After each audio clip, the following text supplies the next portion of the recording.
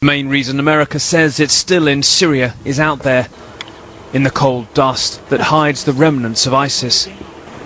Over the years, bombs like these have slowly pinned ISIS down into smaller and smaller territory. Their last sliver of desert there on the Syrian-Iraqi border, where possibly their leader Abu Bakr al-Baghdadi could be hiding out. But in this last stage of the fight, the problems and indeed the enemies the Syrian Kurds here and their American allies face continue to mount.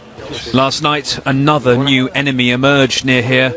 Tanks and 500 militants loyal to the Syrian regime advanced on and shelled American commandos and their Syrian Kurdish allies not far west of here. And as these US drone pictures help show, US warplanes and gunships killed 100 of them. This artillery crew were also hit.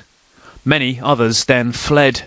What on earth just happened the night before, and why haunts the US Special Operations Commander? Yeah, I guess I am a little bit surprised. Whoever that was knew that the SDF were in defensible positions and knows that they're a fierce opponent. Does your head begin to spin occasionally when you just look around going, where do the enemies stop and where does the good news begin?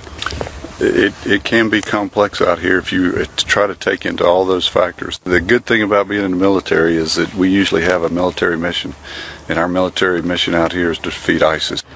When that attack began, this Kurdish commander rang a Russian military monitor meant to keep the peace here to ask what was happening. He told me there were no movements, he says, and then that they were happening without their permission. An hour later, he rang and asked for a ceasefire.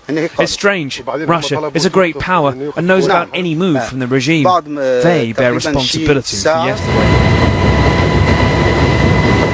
Kicking ISIS out of Syria and Raqqa below has left a vacuum, but also devastation.